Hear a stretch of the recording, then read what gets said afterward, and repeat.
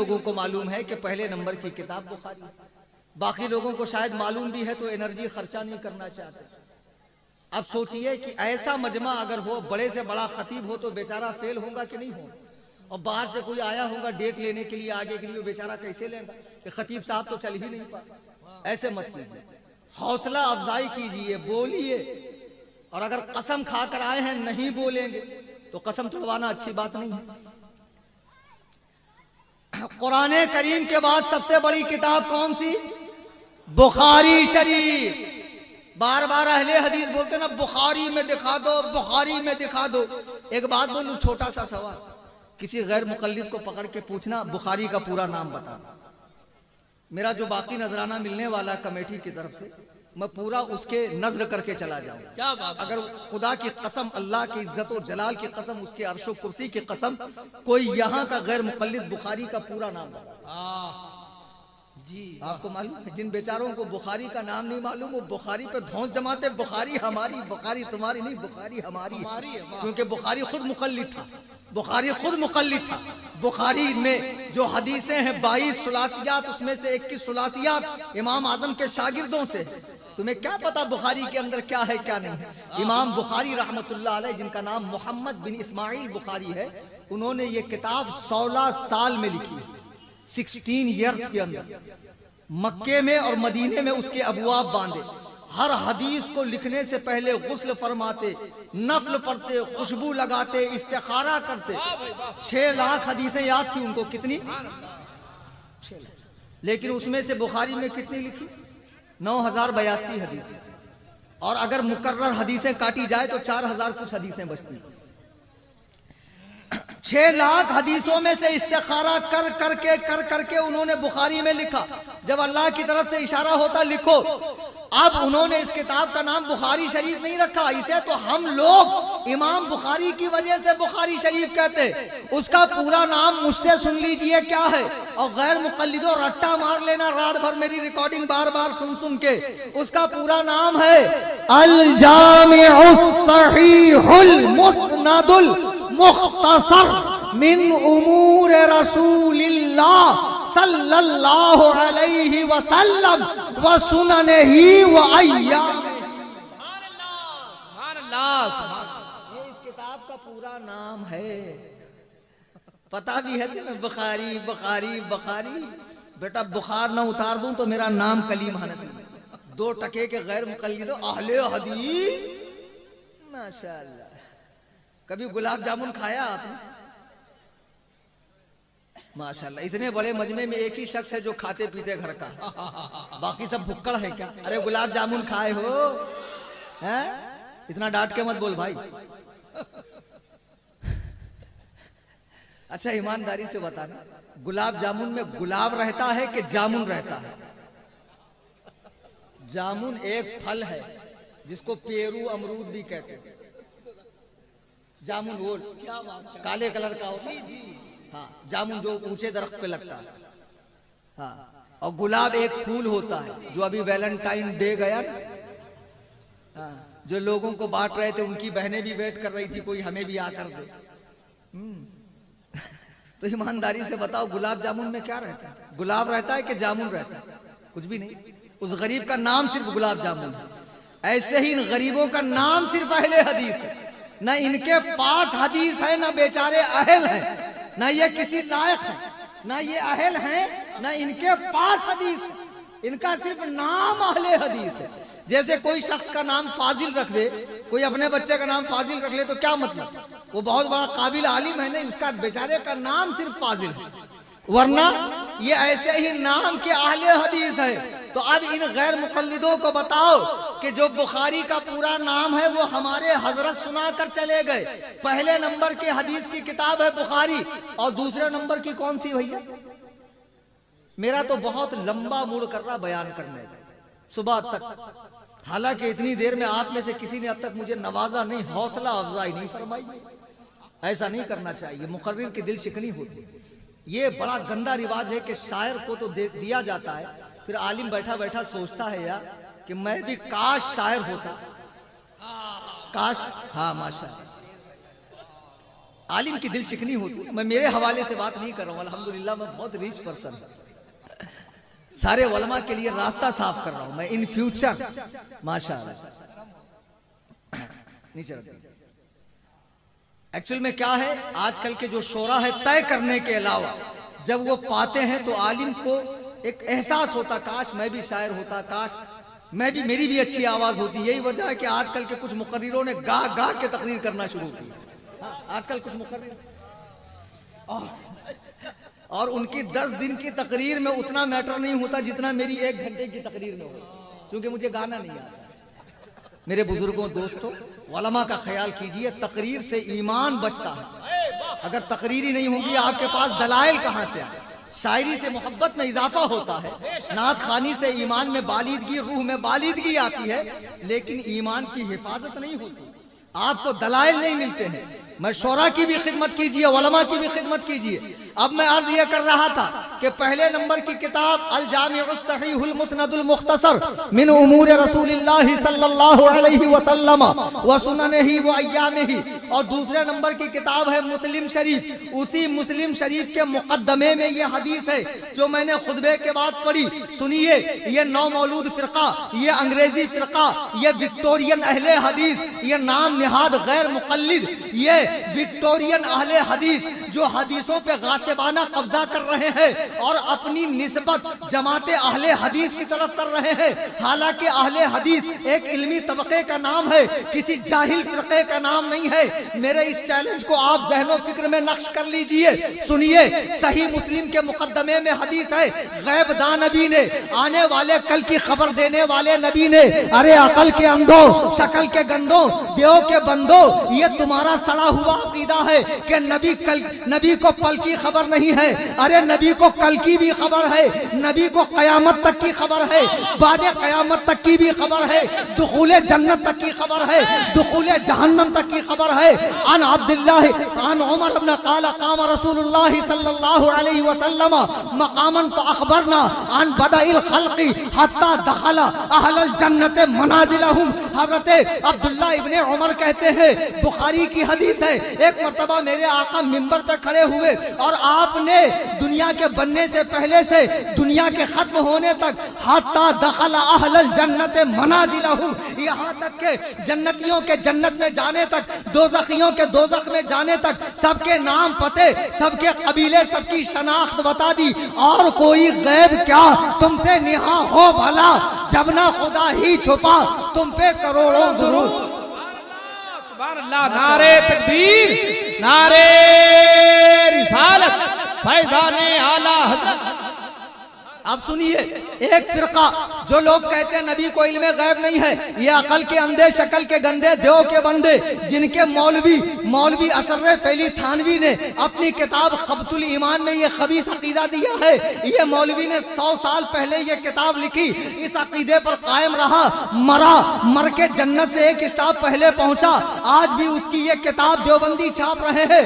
اس میں یہ عقیدہ ہے رسول اللہ جیسا علم بچوں, پاگلوں, جانوروں, درندوں, چرندوں, گزندوں, جمی حیواناتوں, بہائم کو حاصل ہے. وہ تمہارا گندا عقیدہ ہے. ہمارا عقیدہ یہ ہے, اللہ نے اپنے محبوب کو وَعَلَّمَكَ مَا لَمْ تَكُنْ تَعْلَمْ, اور یہ لفظ ماں جو ہے عربی میں تعمیم کے لیے آتا ہے, عموم کے لیے آتا ہے. یہ عربی جاننے والوں سے پوچھئے, ہر چیز کا علم اللہ نے اپنے محبوب کو عطا فرما دیا. سبحان اللہ. اب سنیے, ایک فرقہ جو انگریزوں کے زمانے میں پیدا ہونا ہے, لیکن غیب دان نبی, خاتم پیغمبراں, بتہائی پیغمبر, آمنہ کے لال, عبداللہ کے در یتیم, تاجدار ختم نبوت, 1400 سال پہلے جماعت صحابہ سے فرما رہے ہیں. صحیح مسلم, اور صحیح مسلم کے مقدمے میں یہ حدیث موجود ہے. او اہل حدیثوں, جا کر چیک کر لینا اپنی لائبریری میں, کل 3 بجے تک میں اس گاؤں میں ہوں. اگر حوالہ غلط نکل جائے, جو چور کی سزا وہ کلیم حنفی کی سزا. اللہ کے نبی فرماتے ہیں, عن ابی ہریرہ قال رسول اللہ صلی اللہ علیہ وسلم یکون فی آخر الزمان. نعرہ تکبیر, نعرہ رسالت, مناظر اہل سنت. اللہ کے نبی علیہ السلام ارشاد فرماتے ہیں یکون فی آخری زمان، آخری زمانے میں دجالون کذابون، جھوٹ بولنے والوں اور دھوکہ دینے والوں کی ایک جماعت ہوگی۔ نبی نے دجالون فرمایا، عربی میں دجال بنا ہے دجل سے، اور دجل کے معنی ہوتا ہے دودھ میں پانی ملانا اور پانی کو دودھ کے بھاؤ میں بیچنا۔ یہ دھوکہ ہے کہ نہیں؟ نبی نے فرمایا آخری زمانے میں کچھ دھوکے باز پیدا ہوں گے۔ ایک حدیث میں ہے کہ میں اللہ کا آخری نبی ہوں، لیکن میرے بعد بھی نبوت کے 30 جھوٹے دعوے دار پیدا ہوں گے، اور اس میں سے ابھی ماضی قریب میں ایک پیدا ہوا تھا مرزا غلام احمد قادیانی، پنجاب کی سرزمین پر۔ آپ کے گاؤں سے لگ کر کوئی گاؤں ہے جہاں لوگ قادیانی بن رہے ہیں، ان کی مسجد ہے۔ اس مسئلے کو معمولی نہ سمجھیں، اس مسئلے کو معمولی نہ سمجھیں۔ اگر ختم نبوت کے حوالے سے ذرہ برابر بھی، رتی برابر بھی آپ کے دل میں شک و شبہ پیدا ہو گیا، اللہ کی قسم قبر کی منزل سے لے کے حشر کی سختیوں تک کوئی آپ کے کام نہ آئے گا، چونکہ وہاں تو آمینہ کے لال کا راج چل رہا ہے، ہر جگہ آمینہ کے لال کا راج چلے گا۔ مرزا کذاب تھا، خبیث تھا، مردود تھا، انگریزوں کا پٹھو تھا، اور اس کا انگریزوں کا پٹھو ہونا ایسے سمجھو، موٹی موٹی بات بتاتا ہوں، حضرت آدم سے لے کے حضور تک جتنے نبی آئے، کسی نبی نے کوئی کتاب لکھی؟ نہیں، نبیوں پہ کتاب نازل ہوتی ہے، نبی کتاب۔ اور مرزا نے کتنی کتاب لکھی معلوم ہے؟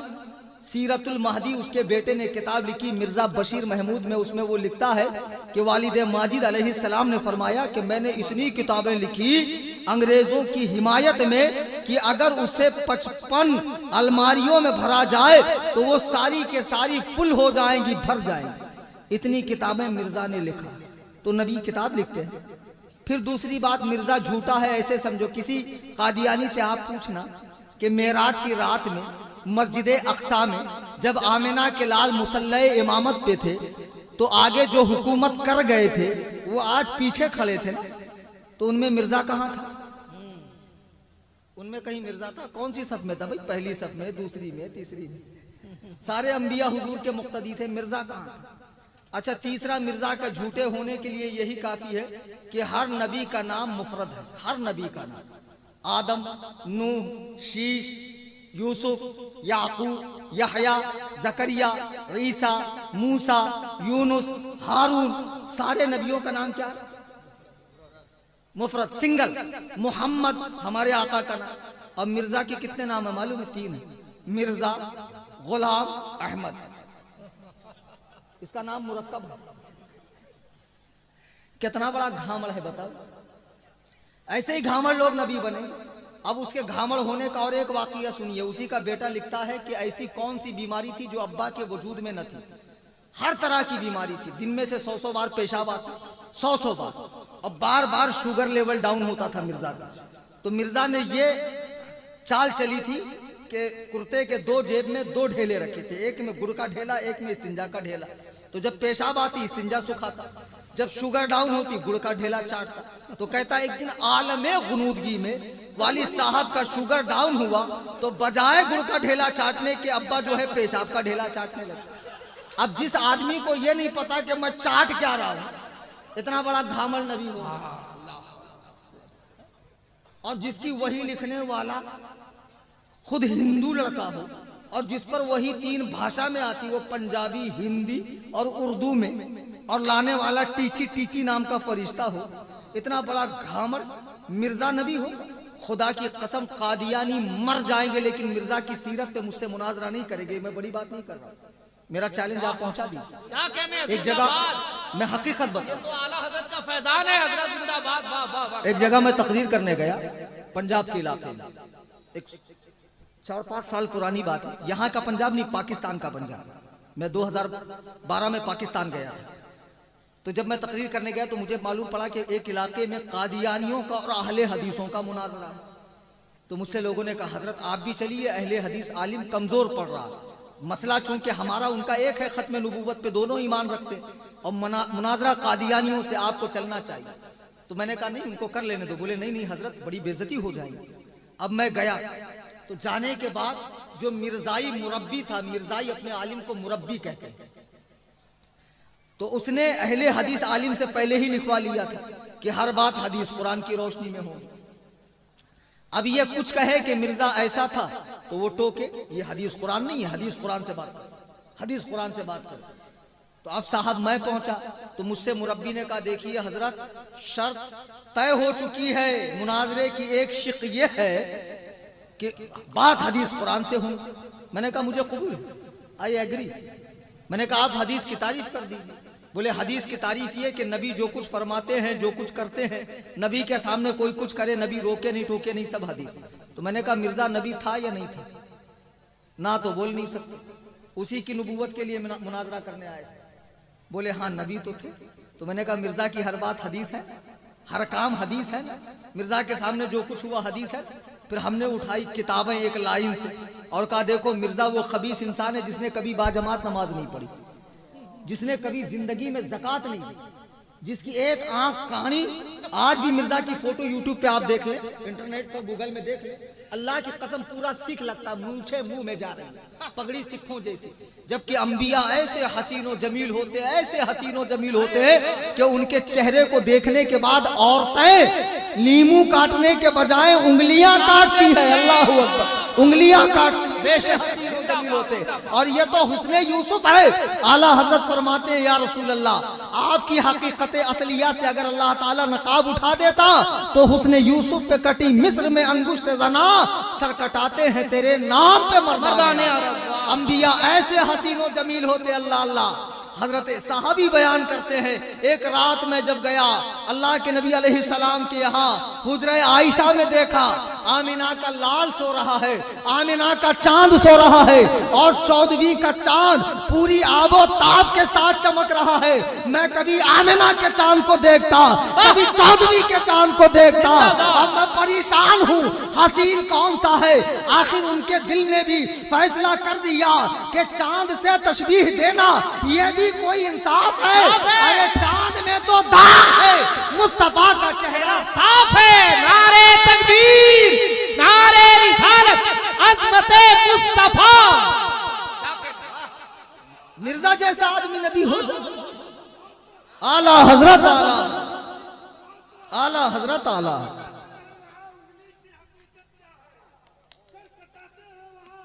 انگلی کی حقیقت کیا ہے؟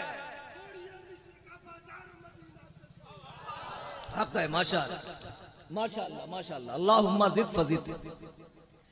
اب مرزا دیکھ لو اس خبیث کو انٹرنیٹ پہ، اس کی فوٹو، ایسا لعین شخص جو دن میں سے 100 بار پیشاب کرتا ہو، اور جس نے محمدی بیگم کو بھگا کر نکاح کیا ہو، جو کبھی مثل عیسیٰ ہونے کا دعویٰ کرتا ہے، خود عیسیٰ ہونے کا دعویٰ کرتا ہے، کبھی مہدی مجدد ہونے کا دعویٰ کرتا ہے، کبھی ذلی کبھی بروزی نبی ہونے کا دعویٰ کرتا ہے، اپنے ایک دعوے پر قائم نہیں ہے، ایسا حرام خور شخص نبی ہوگا۔ اللہ کے نبی فرماتے میرے بعد نبوت کے 30 جھوٹے دعوے دار پیدا ہوں گے۔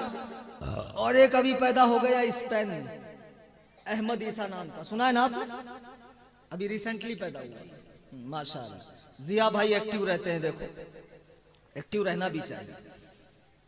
اسپین میں بھی پیدا ہوا احمد عیسیٰ نام کا۔ ارے ابھی تو بہت فتنے اٹھیں گے، بہت فتنے اٹھیں گے، اور سب یہی حدیث قرآن کا نام لے کر اٹھیں گے۔ میرے بھائیوں، اللہ کے لیے میں تم سے ہاتھ جوڑ کے کہتا ہوں، بزرگوں کا واسطہ دے کر کہتا ہوں، ان فتنوں میں مت پڑو۔ اہل سنت و جماعت ایک تسلسل جو اوپر سے آ رہا اسی کو مضبوطی سے پکڑ کے چلو۔ ہمیں نیا پن نہیں چاہیے، ہمیں ماڈرنزم نہیں چاہیے، ہمیں وہی بزرگوں کی پرانی روش کافی۔ ذرا دیکھو یہ اہل حدیث جو گاؤں میں ہیں ان میں کتنے سال کے لونڈے، ان میں کوئی 70 سال کا بزرگ ہے؟ نہیں ملے، صرف لونڈے ملیں گے 20-22 سال کے ینگ جوان۔ دیوبندیوں میں بھی لونڈے ملیں گے، وہ فرقہ بھی آپ کے گاؤں میں 30-40 سال سے پہلے نہیں آیا ہوں گا، اس سے پہلے صرف اور صرف اہل سنت و جماعت بریلوی مسلک کے لوگ تھے، جن کو آج بریلوی کہا جاتا ہے۔ نماز میں پڑھتے ہو نا اہدنا الصراط المستقیم، اللہ سیدھے راستے پہ چلا، صراط الذین انعمت علیہم، یہ حضرت دریا شاہ بابا رحمت اللہ علیہ، یہ صراط الذین انعمت علیہم کی کڑی ہے۔ یہ تیرے غلاموں کا نقش قدم ہے راہ خدا، وہ کیا بہک سکے جو یہ سراغ لے کے چلے۔ نئے نئے فتنوں میں مت پڑو، ابھی اور بہت فتنے آنے والے، بہت فتنے۔ ایسے ایسے فتنے آئیں گے، اللہ کے نبی فرماتے لوگ قبروں کے پاس جا کر کہیں گے کاش بجائے اس مردے کے اس قبر میں میں ہوتا۔ اتنے فتنے آنے والے خدا کے لیے۔ دیکھو پھر احمد عیسیٰ نام کا ایک کذاب پیدا ہو گیا، سرکار فرماتے میرے بعد نبوت کے 30 جھوٹے دعوے دار پیدا ہوں گے، اور سرکار نے ان اہل حدیثوں کو بھی دجال فرمایا، کیونکہ یہ صحیح حدیث میں جھوٹی حدیثیں ملا کر دیتے۔ نبی فرماتے دجالون کذابون، آخری زمانے میں جھوٹ بولنے والوں اور فریب دینے والوں کی ایک جماعت پیدا ہوں گی، وہ کیا کریں گی؟ اب سنیے، غیب دان نبی فرماتے ہیں یأتونکم من الاحادیث، وہ تمہارے سامنے حدیث لے کر آئیں گے۔ حدیث لاتے ہیں کہ نہیں؟ حدیث تراویح 8 رکعت ہے، دعا مانگنا بدعت ہے، سورۃ الفاتحہ پڑھنا فرض ہے، جس نے نہیں پڑھی اس کی نماز نہیں ہوتی ہے۔ ماشاءاللہ، آمین زور سے چلانا ضروری ہے، ایسے انگلی اٹھانا بار بار تشہد میں ضروری ہے، یہاں ہاتھ باندھنا چاہیے۔ ایسے مسئلے نئے نئے مسئلے لے کر آتے ہیں۔ کبھی سنے تھے قربانی 4 دن ہے؟ کبھی سنا تھا آپ اہل حدیث کرتے؟ کبھی سنا تھا آپ نے انڈے کی بھی قربانی ہو سکتی؟ ہاں، فتاوی ستاریہ جماعت غرباء اہل حدیث کے عالم مفتی عبدالستار دہلوی نے لکھا۔ اچھا اب ان سے پوچھو کہ بھائی بکرا ذبح کرتے وقت قبلے کی طرف منہ کرتے ہیں، انڈے کا منہ کہاں کریں؟